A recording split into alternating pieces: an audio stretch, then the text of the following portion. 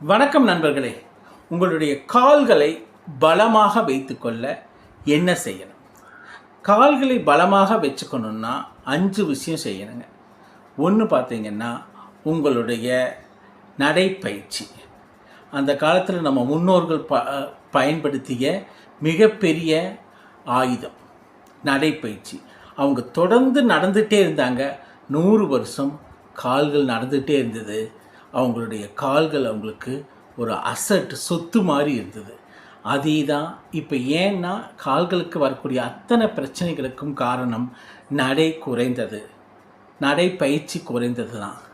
அப்போ இந்த நடைப்பயிற்சியை நீங்கள் டெய்லியும் ரெகுலராக பண்ணிங்கன்னா தான் உங்கள் கால்களை நீங்கள் பலப்படுத்த முடியும். அப்போ ஒரு நாளைக்கு ஒரு 10,000 அடினாச்சு நடக்கணும். அந்த 10,000 அடி முடியலன்னா அட்லீஸ்ட் ஒரு 5,000, ரொம்ப ஓரளவுக்கு முடியாத ஸ்டேஜில், ஆரம்பிக்கிற ஸ்டேஜில் ஒரு 5,000 அடிகள்னாச்சு நடக்கலாம். இது நடைப்பயிற்சி அப்படிங்கிறது நீங்கள் வெறுமனே நார்மலாக நடக்கிற நடைப்பயிற்சி கிடையாது. 2 கைகளையும் கால்களையும் வேகமாக அசைச்சிட்டு நடந்தால் தான் இரத்த ஓட்டம் எல்லா கால்களுக்கும் கைகளுக்கும் சரியான விதத்தில் போகும். அப்படி கால்களுக்கும் கைகளுக்கும் இரத்த ஓட்டம் போனால் தான் உங்களுக்கு அந்த ஒவ்வொரு நரம்புகளாகட்டும், தசைகளாகட்டும், எலும்புகளாகட்டும் புத்துயிர் படும்.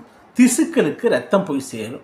அப்படி திசுக்கள் எப்பொழுதும் புத்துயிர் பெற்று இருந்தால்தான் உங்கள் கால்கள் என்றுமே பலமாக இருக்கும்.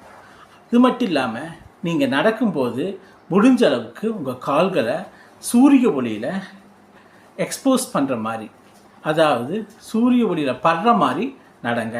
ஷார்ட்ஸு அல்லது ஒரு ஜஸ்ட்டு எந்த அளவுக்கு முடியுமோ 3/4 அது போட்டு உங்கள் கால் அப்புறம் கைகள் சூரிய ஒளியில் படுற மாதிரி நடங்க. இப்படி நடந்தீங்கன்னா விட்டமின் டி அப்படின்னு சொல்லக்கூடிய ஒரு முக்கியமான எலும்புகளுக்கு சத்தை கொடுக்கக்கூடிய, எலும்புகளை பலமாக்கக்கூடிய விட்டமின் டி உருவாகிறதுக்கு உதவியாக இருக்கும்.